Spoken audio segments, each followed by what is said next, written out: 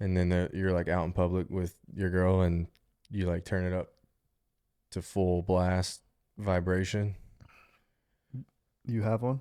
Clean up on aisle 6. That's all I'm gonna say.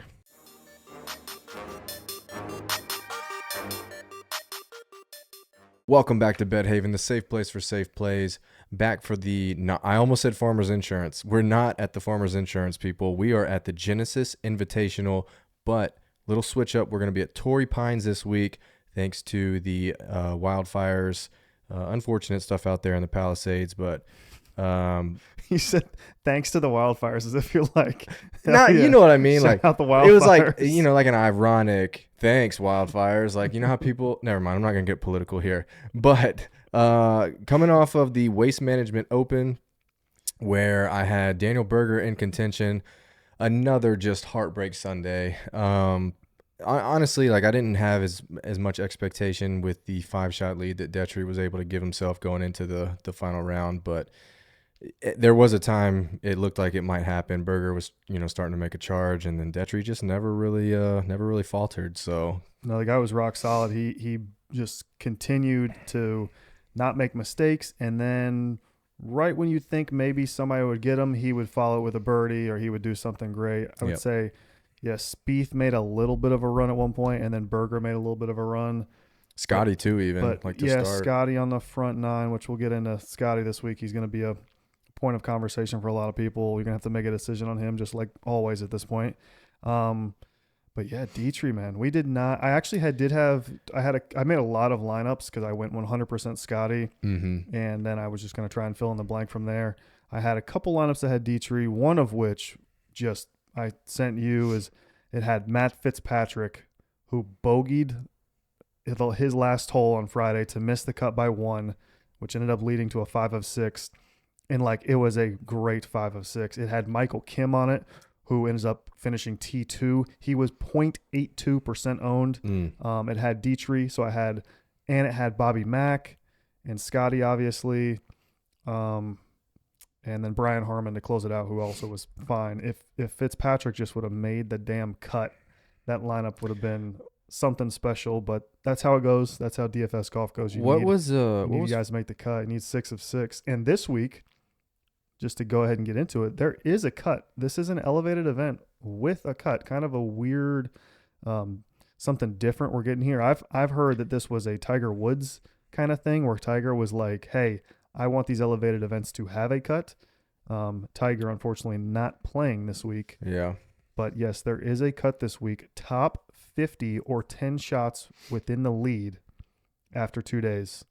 So just want to get in that. But last week was this one, Bay Hill and the Memorial are all the same way. Okay. I like it. It's the sponsored event or the hosted event. I'm happy to have a little bit of a cut because, as if you're listening to the show, you probably play DraftKings, and it adds another element to it. It adds an interesting thing to cheer for throughout the week. Yeah. Just to kind of go back to the Waste Management, Detry was not. Some of these guys I have like preliminary thoughts on, and then I can either solidify those thoughts or have them negated by the research. And Detry was just not anybody that was on my radar at all. I should have looked a little harder at the comp leaderboard that I said that I was using, which was the 2024 PGA Championship. Of the people in the top of that leaderboard, he was first of the people actually playing in this tournament. So yeah, I don't know what it was. He was just so solid. I mean, 24 is what's the lowest score that they've ever had there? That's got to be like up there in the mix, right? Yeah, I'm not sure, but yeah, I would think that might be the lowest. Yeah. Well, and it was playing tough. It was playing firm, like to start. So that's like the other thing, Yeah, it was, but yeah, he just continued to just. Even when he didn't need to be aggressive, he was almost like accidentally aggressive and would hit it to like 2 feet. It was like, that really wasn't the move there, but okay, yeah, here comes another birdie. Yeah. All right, well, if you want to get into this week, unless you got anything else to say, like I said, another heartbreak with Berger, but it kind of proves that we're able to find these guys. I don't think nobody was looking at Berger, but he wasn't really on a lot of people's radar. He is this week. He's going to be super cheap on DraftKings, played himself into this tournament. I doubt that I'll get back to him as far as somebody with some true win equity at a tournament like this. But we'll get into all that if you want to go ahead and break down the course for us and what we're Yeah. dealing with here. So we're back at Torrey Pines South. It's going to be at this same course, the South course, the entire 4 rounds of the tournament. We will not be having the North course like we had at the Farmers Insurance a few weeks ago where Harris English won. You're also getting a completely different field this time. This isn't like the weak field where final day we're cheering for Harris English, Potgieter, and Novak. There's a very good chance that in this tournament, the top of the leaderboard is going to be names that you've heard of and you're very aware of who they are.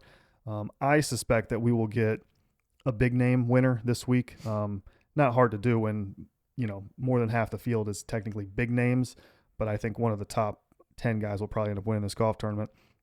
Key stats for me this week.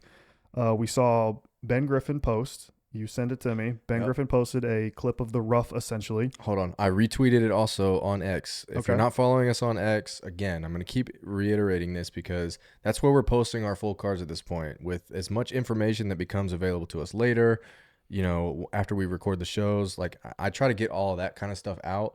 And obviously, I've been posting the full cards on there that, have my first round leaders, winners, whatever. So yeah, just make sure you guys are following us on X. It's at the Bet Haven, just like it is everywhere else, and continue. So the rough is going to be extremely tough this week. It was tough when they played it a couple weeks ago. I think the winning score ended up being maybe -9 or something like that. So -8. Okay, so it's a very tough course to begin with. I think they're going to have it as tough as they can. The reason I say tough as they can because the rough is going to be, extra rough, but the forecast looks like rain. Specifically Thursday and Friday, which to me means that the course is actually going to play a little bit easier, but longer.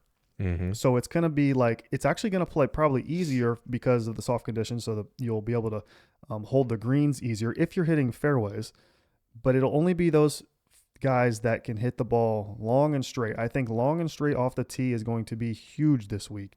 You need to keep the ball in the fairway. And with wet conditions where the ball is not going to roll out, you're going to need to hit it long because this golf course is long to begin with. We're getting 7,765 yards, par 72, 4 par 5. So par 5s are going to be key this week as well. But you're going to be able to hit the fairway and hit greens and not make big numbers. This is going to be, obviously, we saw 8 under 1. I suspect somewhere around 8 to 12 under is probably going to win again. Depending on how tough it plays with the rain and the soft conditions. Key stats for me, though, having said that, is going to be obviously off the tee, specifically recent off the tee form. So like last 24 rounds or so, basically covers this season so far. Par 5 birdie or better percentage, going for the green birdie or better percentage, and strokes gained around the green. Last 100 is what I have in front of me.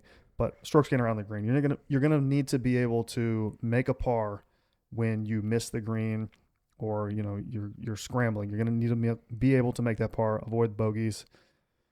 So for me, those are my stats. I don't know if you have anything else to say. I can go into my guys. Yeah, I mean, obviously, I've seen a ton of emphasis on the driving distance thing because it is going to play long because of the softness. And it's long to begin with. So yeah, now we're 7,600 plus longer. yards. I don't know. I'm a little conflicted, and we'll get, once you start kind of rattling off some of your own thoughts on different guys, I'm just a little conflicted on what I truly think is going to matter here. I also think that they're going to be playing, finishing up Thursday on Friday. I don't know if they're going to get the full round in, so there's a lot of factors to consider. I think lift, clean, in place is going to be a thing. Probably. I've looked at a couple different tournaments where that has been something that they've dealt with, so I'll rattle that off. Once we kind of lay the baseline here, we can start bringing in what we actually think is going to matter. But if you've got players in mind or anything like that, yeah, I can jump into a couple guys that I'm interested in this week. Number one being Bobby Mack. Bobby Mack played great last week. He's actually played pretty great this entire season so far. 8,100 on DraftKings. 45 to 1 to win the golf tournament. I don't know that I'll bet him to win the golf tournament because, like I said, I do truly believe that somebody at the top of the board is probably going to win this tournament. But DraftKings play, I love it.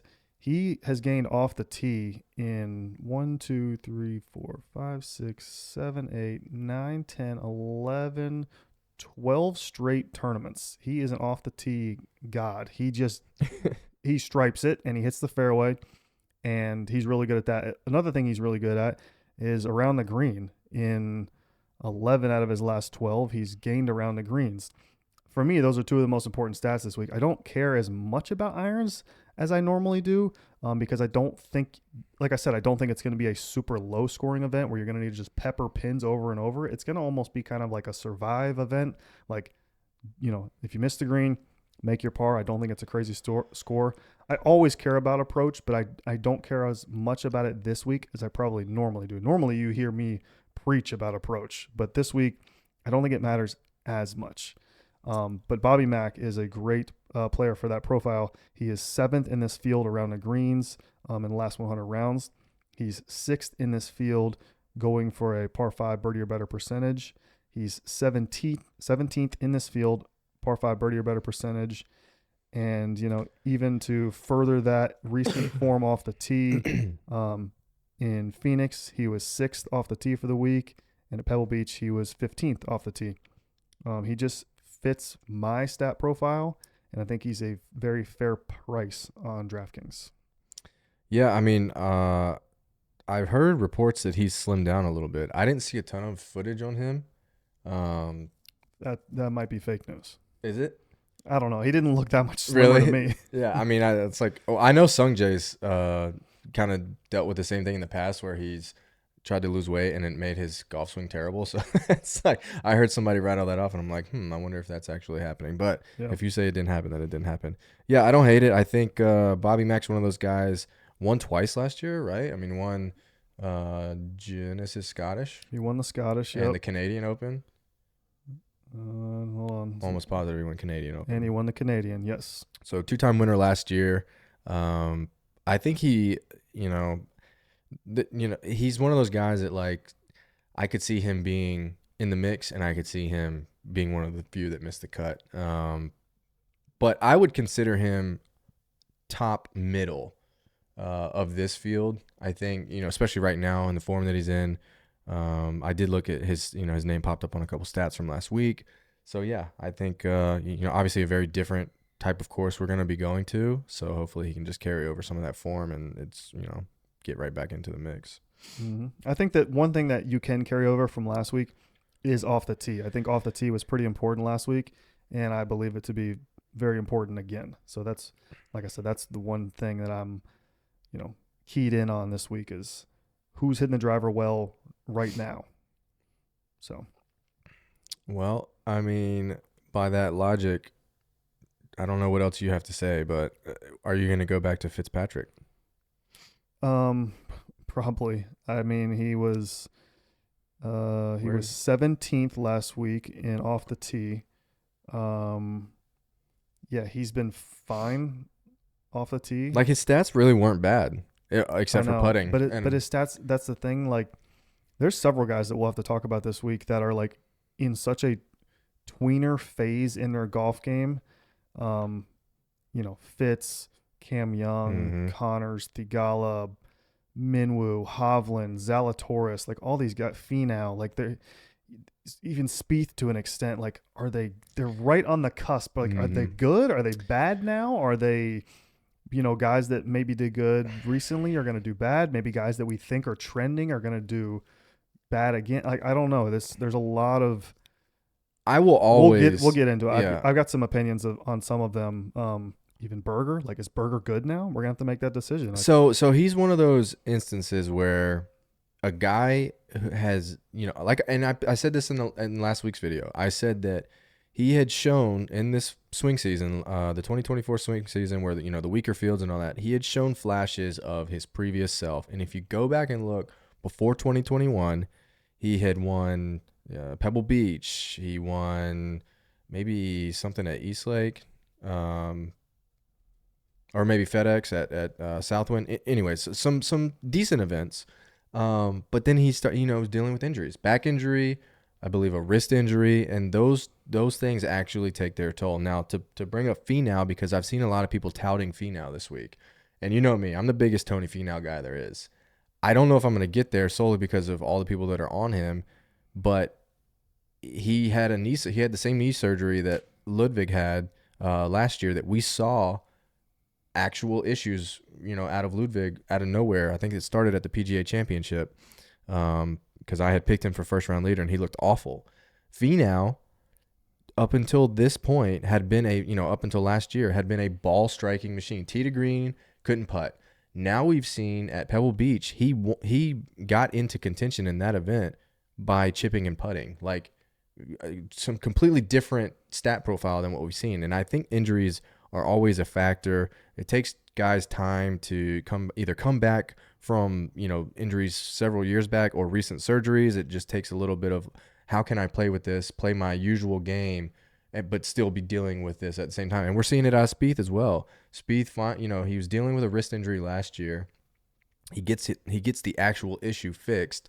And, maybe he's fixed. I don't really know. Maybe he just kind of popped off this last week, but he looked really good last week. I mean, there's a couple, obviously he was hitting putters out of the bush and shit backwards, but like he had some really good moments of just looking like older Jordan Spieth pre, injuries that he's been dealing with. Yeah, so I think what I'll do is I'll go ahead and go through the last couple guys I want to talk about, and then we can get into these tweener guys, and I can like break down, are we in or are we out on these middle range guys? Because like I said, there are a ton of them where it's like you're going to have to decide whether these guys are back, whether they're still struggling. But to get into another person that I do like is Sungjae Im, who you could argue is another maybe tweener guy in some people's eyes. But for me, he's not. I'm going to be buying on Sungjae. He's 9,200 on DraftKings, 35 to 1. Again, probably won't have a ticket on him, but I will have him at 9,200.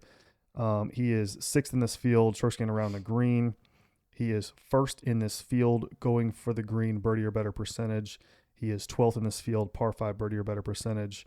I also ran a couple of different models to kind of see what type of golfers would pop up for me. And in my first model that I made, he was first. In the second one, he was third. In the third one, he was fourth. This is just a guy that every model I run with the stats that I think are important, he pops up. He also finished fourth here at the Farmers not that long ago. For me, I will be going back to Sungjae because his bogey avoidance numbers are great too. His irons are the only weakness right now, but he did gain at the Farmers last time he was here. But yeah, I think that his ability off the tee and around the green are super important to me.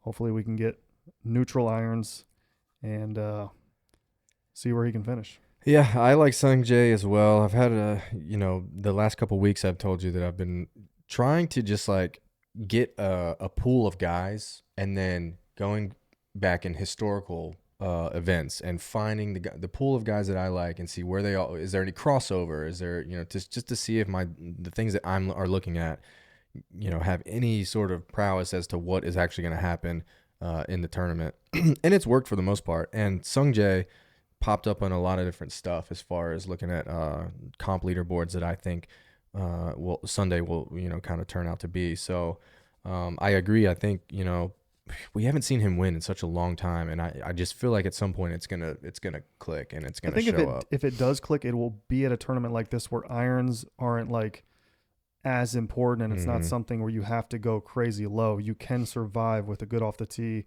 game and a good around the green game, and that's what's gonna have to happen for him. I mean, pulling up his tournaments, the irons have not been good. I mean, he's had some bad iron days, including his round 4 at Phoenix, where I'm actually happy he did because I had a 3-ball with Akshay and Im and Malnati, and Akshay ended up winning that.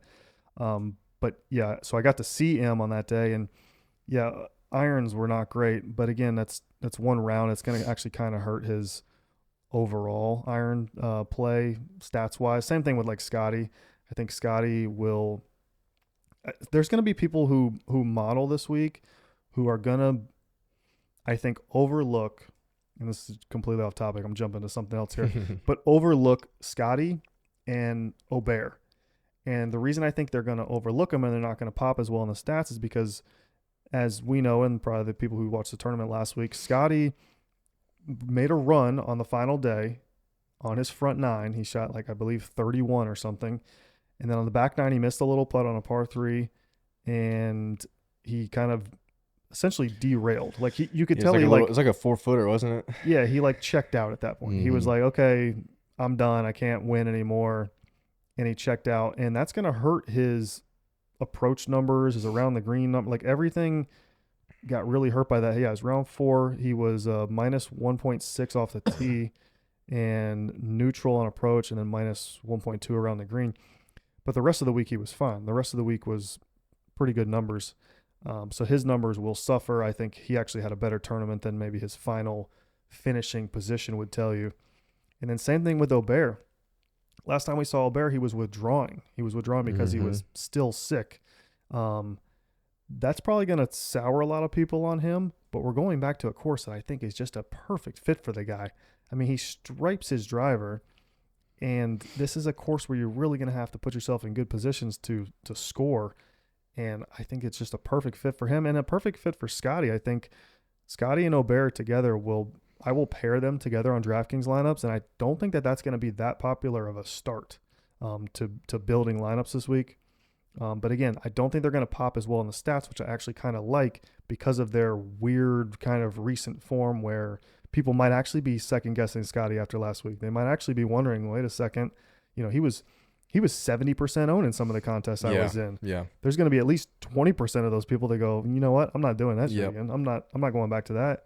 Same thing with Aubert that he burned at the, what was it, Pebble, that he burned at people, I think he was 20% owned at Pebble or something, and he withdrew after day one. He was terrible because he was still sick. Well, and we talked about Aubert too.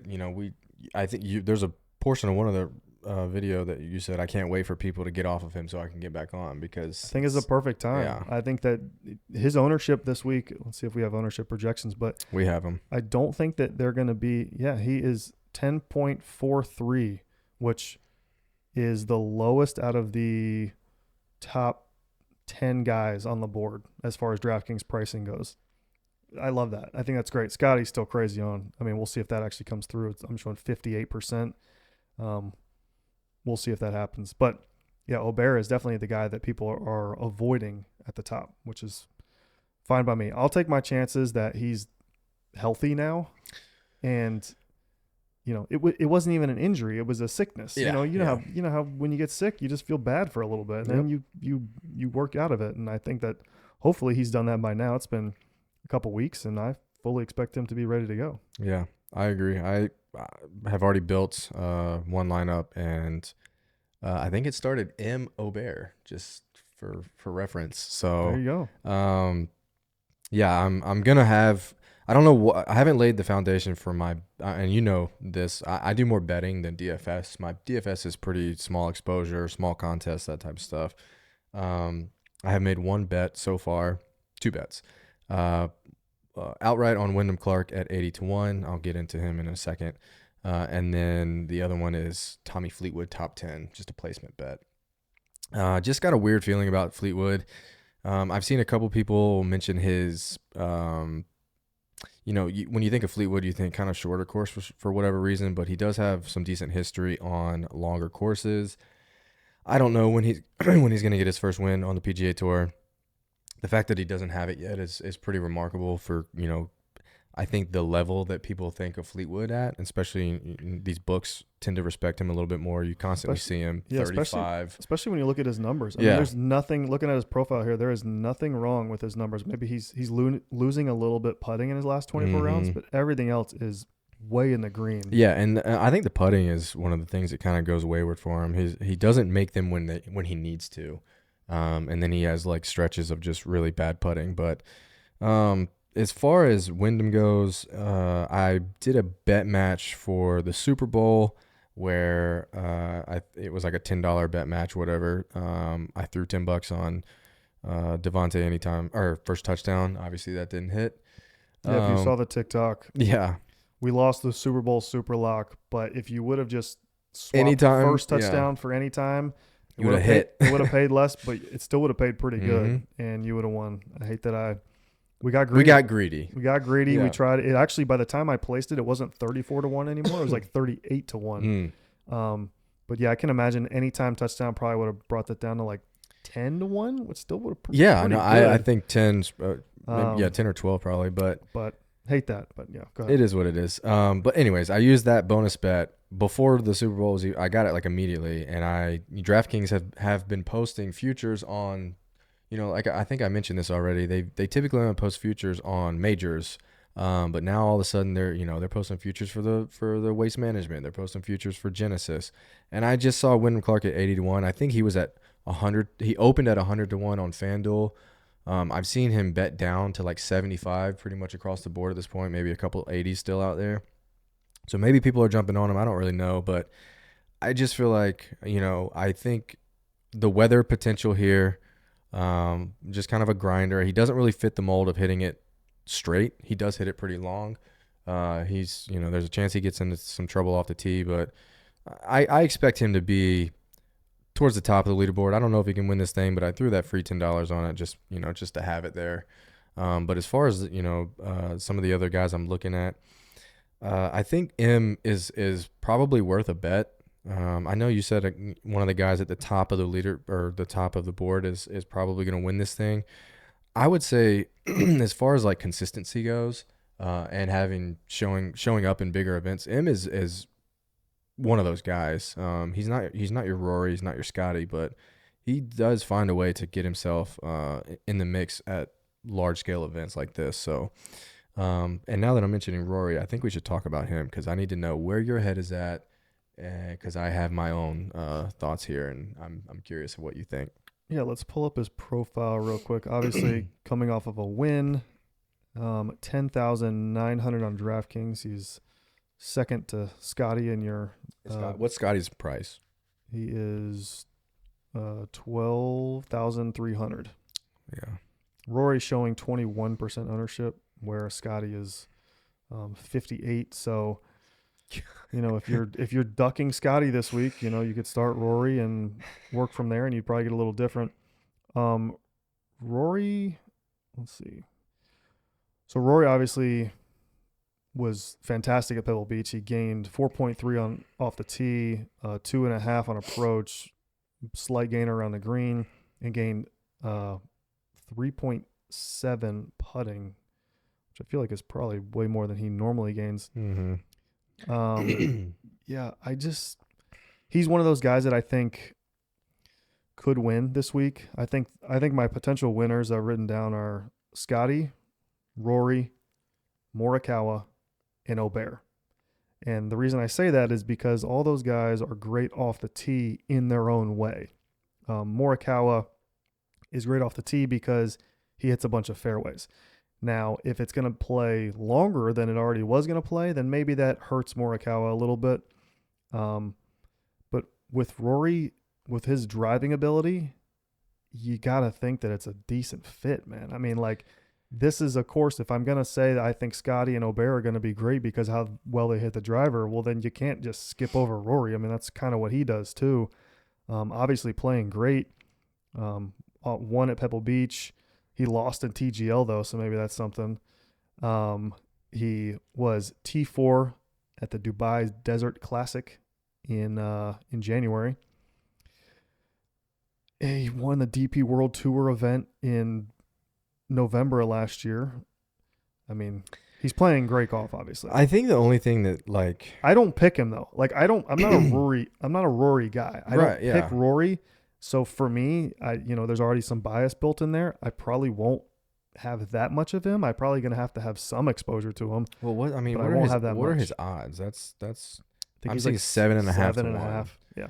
I mean, for me, and it was kind of the same thing I dealt with at Pebble, where I think he was shorter odds than I was willing to get to. I think the most he was at was maybe 10 or 12 maybe for Pebble. But I had a weird feeling. The narrative was driver doesn't matter, but he showed that he can he can still make it work. We actually ended up kind of being wrong on that. I mean, it actually did end up mattering. He took some crazy lines and that's sort of unprecedented though. Yeah, that's like something. That's someone going completely against what data says, and that's more of not a one-off, but it's nuanced stuff.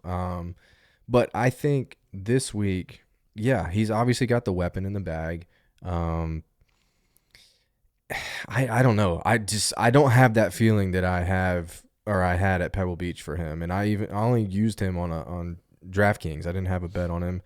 What I'll But say for Rory this week, how I would play him is, I know you talk about more betting than I talk about more DraftKings stuff. For me, DraftKings lineups build, I would only have Rory probably on like Scotty, like no Scotty, like start Rory and then go, Morikawa, Obear, and then pick somebody super cheap or whatever if you can even do that. yeah, But yeah, I would have like my Rory lineups would be like, I think Scotty is maybe broken or Scotty is struggling right now, which again, I don't totally buy into that really, but that would kind of have to be your thought process on fading Scotty, selecting Rory. I think you get a little different there. That'll be probably how I'll use him on the couple of teams that I'll make with him. Um, those will be my no Scotties, but yeah, I won't have that much of him. I'll could have less than the field than him. I wonder if I don't even know if you could do Scotty Rory because what's the pricing go No, you down probably to? can. It goes down to 6,000 Yeah, you'd be picking some real scrubs though at the bottom. to an extent. I mean, That leaves you 6,700. I know I'm just kind of looking at this yeah, here no, because there's options. You can start Scotty Rory. You definitely can this week. I think that there's a couple of guys at the bottom. We can go ahead and look down there. Um, it's one that pops off to me is Adam Hadwin. mm, Um, he played great in Phoenix. And one of the things he did extremely well was off the tee. I think he was one of the best.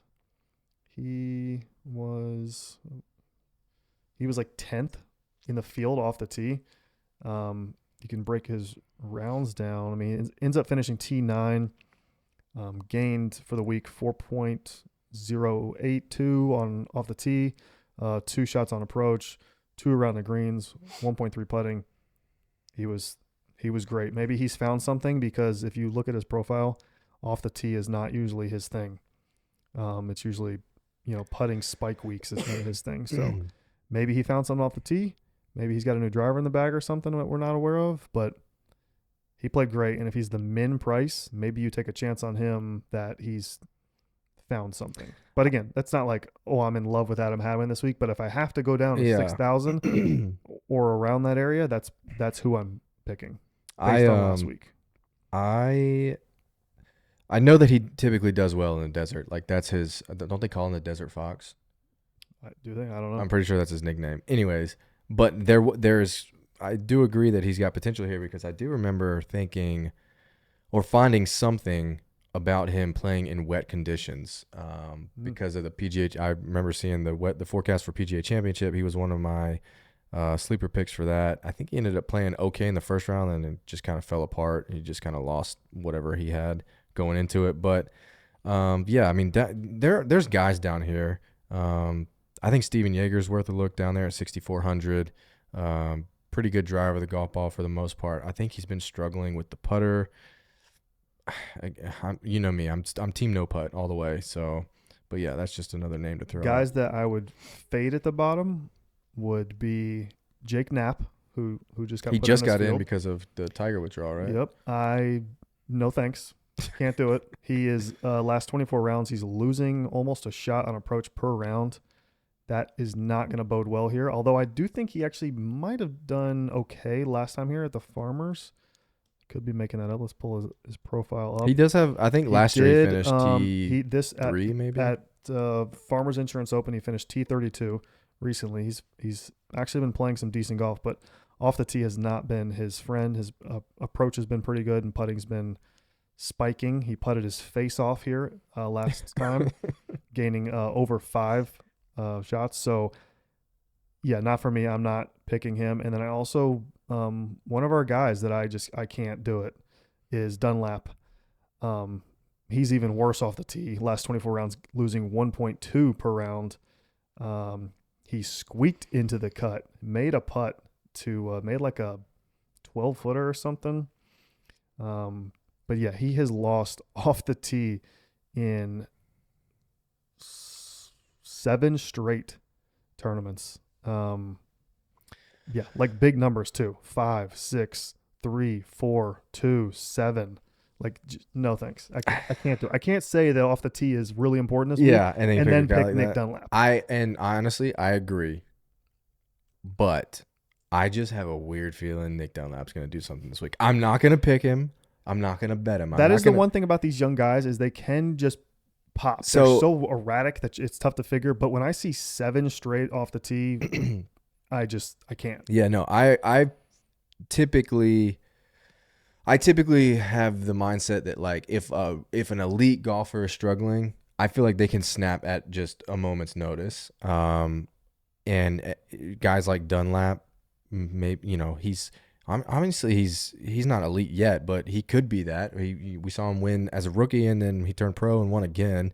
But yeah, I'm not saying he's gonna go out there and win this thing, but I just have a weird feeling about something. Nick, I mean, we saw him, I think at the Memorial last year, a place that he shouldn't play well at, and a comp course to what this is. Now you got wider fairways at Jack's place there, but it was wet, and he finished maybe T12 at that event. Yeah, finished T12. So yeah, He of course, lost off the tee that week too. yeah, a course that you wouldn't expect him to But play well at. he Maybe he's gained- just like putting himself back in the fairway, and he's honestly a pretty good wedge player. He gained a lot putting that week. Well, And I mean, he hit the ball well on approach too. yeah. But putting was again 6 shots putting, which he does from time to time. If Yeah, you go through his stats, He's got that he thing. is very erratic Yeah, putting. Like the he can be amazing and he can be terrible. The flat stick is as bad as he can be with the driver. He can be equally as good with the putter, and I think that That's what gives he was you- in Sony. Sony Yeah. he finished T10. He lost 4.5 off the tee. He gained 7.5 putting oh my god, to finish T10. Like that's crazy. Like obviously, if you were losing that many off the tee, you better be doing something right. And Yeah. he was making every putt he looked at, yeah. So which is not sustainable no. to me. He does need to get it figured out. I don't know when he's gonna have a more consistent showing off the tee, but I could see him doing something funky this week to where he does gain 6 or 7 shots putting, and maybe he can get to closer to neutral with the driver, but there's no telling with him. So one guy that I have seen, so I've seen a lot of cards this week. Other people posting their bets on Twitter, and I'm seeing the name Zalatoris a lot.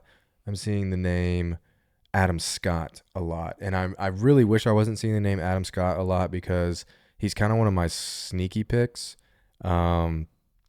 So I don't know what I'm going to do with that. Typically when I see a lot of people throwing a name around, like I've seen a bunch of people throwing Finau's name around too, and it just kind of pushes me away. It's more of a DFS mindset, but I apply it to my betting. We can just do a quick breakdown. Adam Scott, Pebble Beach. Yeah, he was good. He gained 2 off the tee, 2 on approach, lost a shot and a half around the greens, neutral putting, finishes T22. Yeah, this profile is pretty good. I would have no problem with Adam Scott. He's 7,500 on DraftKings, projected 8% ownership. Yeah, no pushback from me. Tony Finau, though, you're going to get pushback from me on Tony Finau. He finishes T13 at Pebble, but he gained 5 shots putting after losing. His putting is all over the place. Yeah. But he also gained 2 shots around the greens at Pebble, lost 3.5 on approach, and another shot off the tee. That's not sustainable. He obviously chipped in and made putts that he normally doesn't make. He chipped in twice on his back 9 on Sunday. I wish his profile was almost flipped. Yeah. But like a neutral, we were asking for a neutral putting week. We and got a spike putting week, but then all of a sudden we lost the irons completely. Yep. He's been struggling with the driver too. Like all of a sudden he'll get wayward with that, and I just I said, I think he maybe he's hitting, or maybe he's dealing with some of the knee surgery stuff. I don't know. I think we will get back to a more balanced tee to green Tony Finau, and if he can keep putting the way that he did at Pebble, or even like you said, a 0 putt week, he's gonna win again. I just don't know. If yeah, we're Tony's gonna get that. game, like going back, it is actually mostly irons. Like his game is irons. When he's playing well and finishing in the top 10, he's hitting the ball well on approach, and we've kind of lost that in the last 7 tournaments now, where we're like either neutral or losing on approach. There's some slight gainers in there, but yeah, I just can't trust it, especially at 8,200. You can Bobby Mack is right there, so I will obviously make that transition to him. But anybody else you wanted to kind of deep dive that you're hearing? Uh, Oh, you said Zalatoris, right? yeah, I've seen that name pop a lot, and I had some preliminary notes that I wrote down as I was kind of going through stuff, and the list that I had was Zalatoris, Scott, Fleetwood, M, and Burns. So if you want to look at Zal and Burns, Yeah, Zal is 7,900. is he really? Yep, seven thousand That's nine pretty hundred. cheap. He finished T48 at Pebble, T12 at the American Express, T26 at the Century. Those are the tournaments that he's played this year. Um, Nothing really that bad. I mean, his putting has been up and down. I guess we can just dive into Pebble being his last tournament, T48, which was probably pretty meh. Um, yeah, he had a bad. Yeah, he's like neutral almost everywhere except for around the green. He definitely lost around the green, but we're talking neutral off the tee essentially, neutral-ish on approach, putting neutral. I mean, he's pretty. I don't know. He's a wild card. I can't say no, but I'm not saying yes either. Yeah, I mean, I think I mentioned this during the Pebble Beach one. I may have kind of thrown his name out there as one of the guys that you constantly hear. He only plays well on long, difficult golf courses. He only plays well or contends in tournaments that aren't super low scoring. I mean, by that logic, this would be the perfect place for Yeah, him. if that's your stance with Yeah. him, then yeah, I can't tell you that's a horrible play. Projected ownership 6%, so not even that much. Like people around him are getting more ownership, like Sepp Straka and Victor Hovland. Yeah. Um, yeah, this is an interesting range in here. This is Is that upper sevens? yeah, upper sevens, like into like the low eights. Is Well, what did we say last week? We very said interesting. the 8,000s was going to be. 7,000s, Well, we said 8,000s would be untouched, but the make or break would be in the 7K. and we were right. So Dietrich was 7,300. was he really? Yeah, Yeah. Well, what's your stance on that this week? Where are you gonna make your money and where are you gonna lose it? I think it's at the top. I think I think like I said, I think one of these guys at the top is going to win. So I think your selections in the top 10 price guys are going to make or break your week. So I think it's like you're gonna have to nail it. Obviously, is it Scotty? Or are you fading Scotty? Is it Rory? You're fading Rory. Justin Thomas is another guy we haven't talked about. He's playing great golf. It seems like he is a top 10 machine at this point. He's 10,100. He's the third option. Yeah, I feel like he's gonna be more owned. Well, I don't know. You got Colin right there at 10,000. He's gonna model well for a lot of people more than likely. mm-hmm. But everybody saw Justin not hole it on 18 Mm-hmm. out of nowhere. Like that's gonna be fresh in people's minds.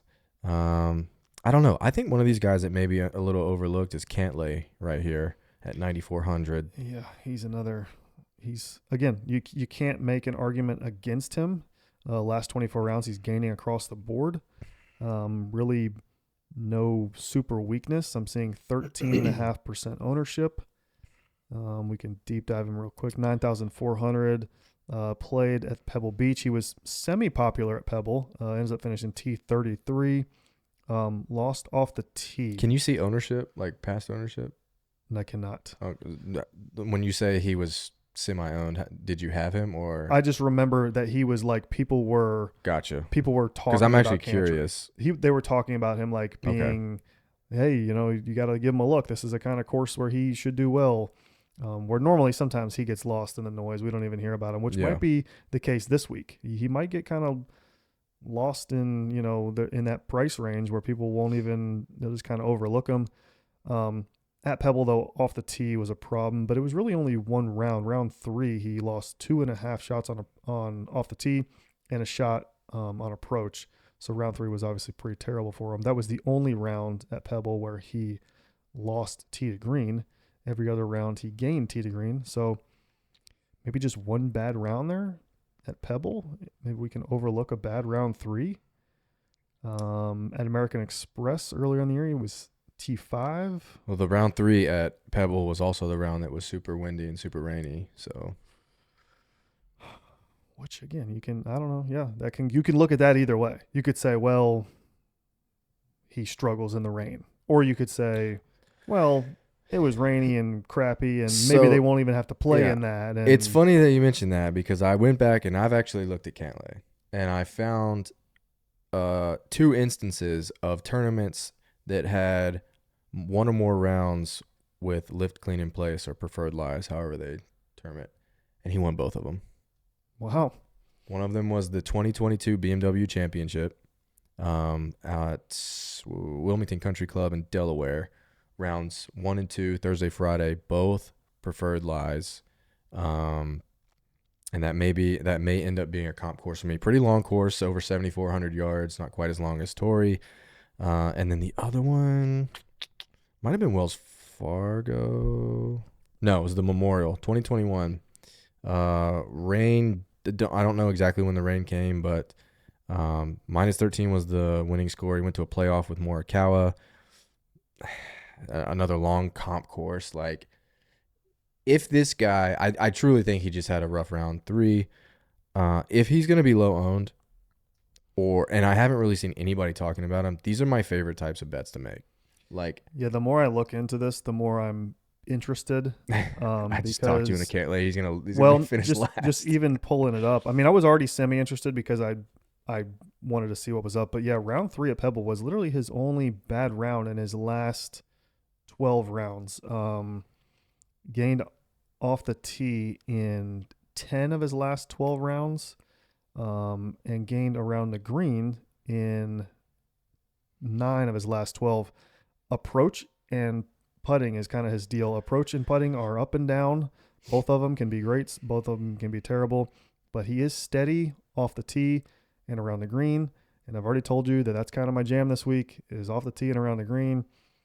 So yeah, Patrick Cantlay, I will have some. I'll probably have more than the field. I won't go crazy with it, but I will have more than the field. Yeah, and full transparency, I bet Patrick Cantlay this morning at 30-1.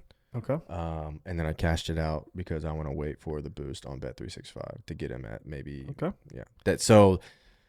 His last several results, the T33 at Pebble was actually his worst result in his last 15 tournaments, which is crazy to look at.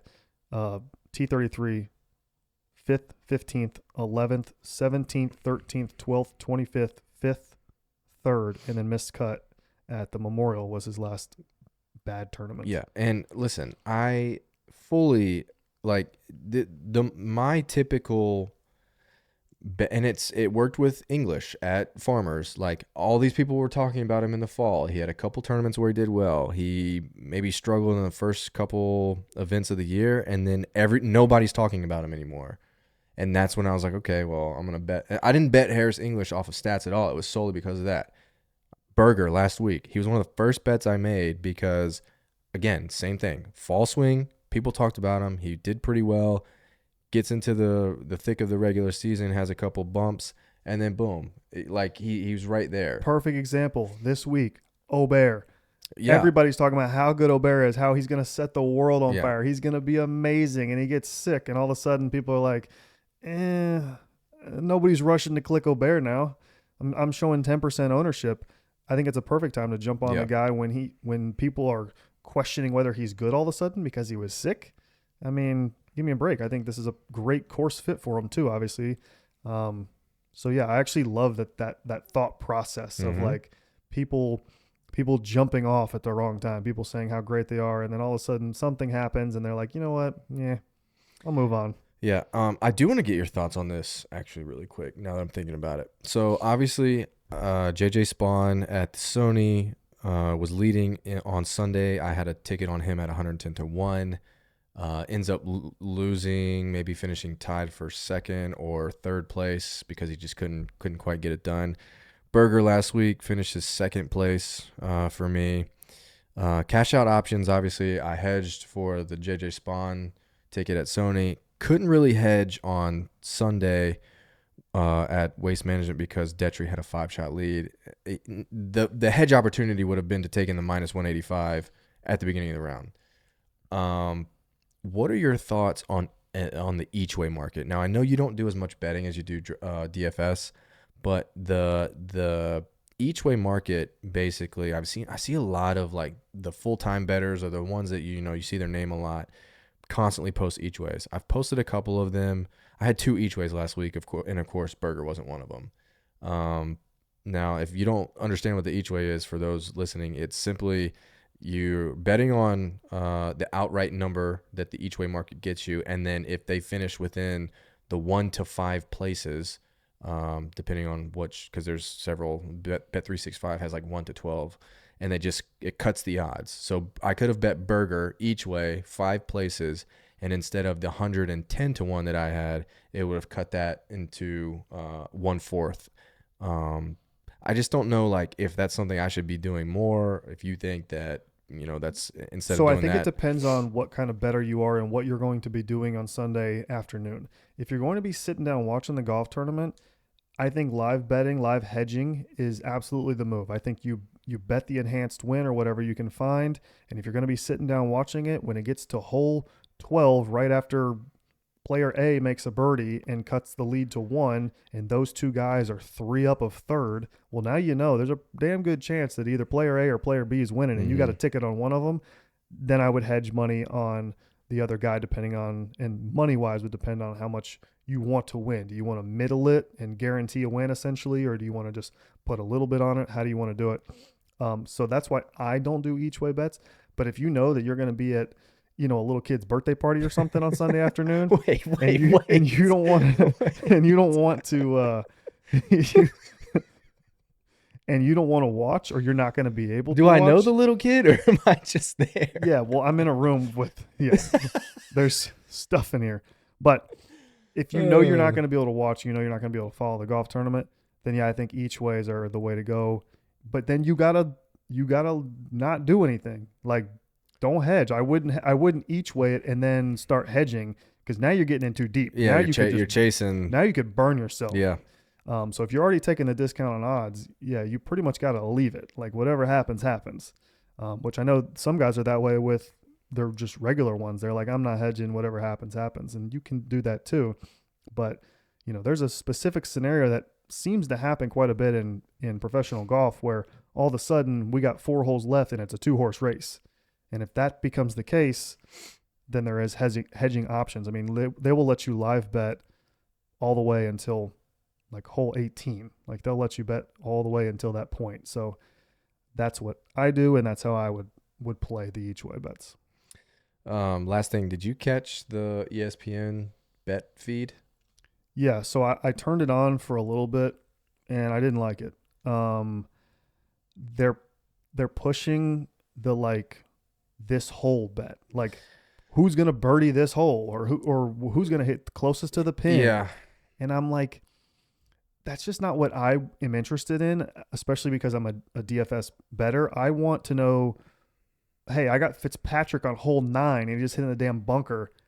I want him. I want cut to him, and I want to see what he does on his final hole to make the cut. Or cut to hole 18. I bet a 3-ball before the round started, and there's a tie between me and somebody else. That's what interests me. I think that's what interests most sports bettors. I think that's part of the beauty of golf betting, is we can bet something today on Tuesday, and we can sweat it and enjoy it and have entertainment on it until Sunday. it's kind of pathetic. But I would much rather do that, and you're going to lose less money doing that than if I right now, bet, or on Thursday morning I sit there and I bet every closest to the pin. Well, yeah, every group that comes through or something. Like, no, that's not what I'm gonna they're do. laying the bait out there for the degens, and yes, they want you to just go. And I think bet it. And you and I are on the don't same do that. page here, because this, and you just talking about this just reminded me about the Højgaard situation. I had first round leader on Nikolai Højgaard, and we didn't see any of him. Nothing. He was the leader on 18. We didn't see his tee shot. We saw freaking Justin Thomas on the range, and I've got a decent payout on Nikolai Højgaard, first round leader. He nukes his ball left. We apparently needed a rules official and all kinds of stuff. I mean, we didn't see any of it. and I couldn't cash out. I couldn't like obviously hedging at that point was That kind was of too done for, yeah, it was but too early. it There just they're wasn't not enough. showing enough of the stuff that matters. I I think they're think. not. Yeah, they're not showing enough of the things that people are interested in, which are cut sweats, first round leader sweats, and like the end of 3-ball matches. Like go Mm-hmm. to the ninth hole or the 18th hole, whatever they're finishing on, and show me that. I don't think it's even that hard. Like just have a damn camera on hole 9 and hole 18, Yeah, and just talk about every team, every group that's coming through that's finishing their round. Like, give me the 3-ball matchup. What were the odds? Who's winning the 3-ball? Who's on the damn number for a cut? Who needs a birdie to make yeah. the cut? Like stuff like that, I think If is you're gonna way more have entertaining. if you're gonna have all of the tools that you want to promote the sports betting and promote the product and be in partnership with that, like do the stuff that I think actually matters to me. unfortunately the problem is there's probably too many degens that are like they must be betting this fast paced like this whole Quick bang because they don't want to sweat it out all week like they you don't want to said. think like they Yeah. don't want to do what we're doing right now, which is sitting down, looking at all the information and making the best guess that we can. They want to just like in the moment, like, hey, I'm watching. Let's get something. I'm Yeah. either going to win or lose in the next 5 minutes. Yeah. It's slots. It's slots essentially. Yep. Pull the handle, pull the handle, pull the handle, and just hope that you win. Yeah. I mean, that's how you can lose a lot of money really fast, and that's exactly what sportsbook wants you to do. And I think that's unfortunately why we saw the broadcast be that way. And I hope that one day, I would love to be the damn broadcast guy for it. But I would love to see, like, give me a whole 9 or a whole. I would watch that over like main broadcast, especially on Yep. Friday. Can you imagine how many people would tune into that on Friday afternoon when it's a cut sweat? I think that would be great. I would be locked into that for the last like 2 hours of the round. Yeah. But maybe one day, Yeah. one day they'll do that. To but- all the sports books listening right now, I know you're tuned in. I will provide the equipment. It's sitting right here. Okay. I will do it. We just need to like contact like. You need a couple. Hey, we need to contact- FanDuel. You need a couple of bozos out there. Wait, Chandler will no. go to 9. I'll go to 18, and we'll just We need freestyle. the Greensboro tournament. We need to like get in Mhm. contact with somebody and be like, hey, let us sit out there on hole 18 and just commentate on who's coming through and who's sweating a cut and where they're at. You're talking about Wyndham? Yeah, Wyndham. Yeah, they got a damn beach full of chicks in bikinis and stuff. Why can't they have us? Yeah, I'll wear a bikini. They throw like a fake party and like the beach area, and it's like just nobody wants that. Get somebody out there that can actually like give some insight as to what's happening. I just think it would be so much more entertaining. And there's a lot of people that bet on DraftKings lineups and first round leaders and stuff like that, where that would be, they're so much more interested in that than talking to Justin Thomas on the range about how the course is playing. Yeah. I just, maybe that's fine. Like, let's do that the morning before he tees off, like on Friday. Like he's warming up on the range Friday. Not Be like, in the how did thick of the first round. Yeah, like how did it play yesterday? What were the Yeah. conditions? What are you going to change? Like stuff like that. Don't give me it when we're sweating first round leaders Right. on Thursday afternoon. I just don't think it was the time for it. And then Yeah. the broadcast. The only thing that I would say that I'm like would bet is, and Pat Mayo talked about this. I don't know if you heard it, but if I was in the stands on 16, Yes. yeah, I would. That would be entertaining to like bet like closest to the pin. That's the only type of like micro betting, like fast paced betting that I would do. Mhm. If I was sitting there and I was like, okay, well, I'm staying here the entire day. Let me bet on something instead Right. of following a person. Like, hey, I've ran to these seats to get here for the entire day. I'm going to bet something to have some entertainment. I think that's the only scenario in which I would do that. But Yeah. Well, maybe one day we'll have to figure it out. But Yep. You got anything else? No, I think like I said, the key this week for me off the tee around the green, you better nail the top of the board. You better find the winner because I think it's going to be one of the guys in the top 7 or 8 this week. Yeah. And don't be afraid to go down the board either. Like I think that there are plenty of good options down the board. Like I said, I don't mind Hadwin. I don't want to say anybody else because I'll be wrong, but down the board is available this week. So Good deal. Well, like I said, make sure you guys are following us on X at the Bet Haven, as well as TikTok. We're we're trying to get the TikTok game up. It went away for a second, so we weren't sure if it was going to come back, but here we are. Yeah, we do need to start posting more TikToks. Yeah. I saw a guy post this morning. They got 50,000, and it was simple. It was basically what we do in this podcast. What I do when I go through my key stats, it was essentially what he did. So we do need more TikToks for sure. Well, we need more followers there first. And one more thing, I need to shout out an avid listener of the show. Oh, is this Big Sal? Big Sal. He had a 90-1 ticket on Dietrich. Congratulations. Good hit. I appreciate you listening. Friend of the show. And we can hopefully get one this week. Like I said, I think it's going to be somewhere at the top. But I'm not shouting out anybody specifically. You've shouted out a couple of guys that you have tickets on. I have not made a ticket. I lied. I made one ticket. I made one ticket on my Eli Manning winning the kick of destiny against Peyton. Congratulations, Eli. Congratulations, me. My massive $10 bonus bet I put on Akshay because always it's a day that ends in Y. So I had to bet on Akshay. Yeah, exactly. There you go. All right. We appreciate you guys tuning in. Make sure you like the video, subscribe to the channel, rate the show, favorite the show, whatever, all the jazz. And as always, make sure you check out the link in the description. Get access to all the deposit matches and bonus bets across various sports books available to you. And we appreciate it. As always, we'll see you next time.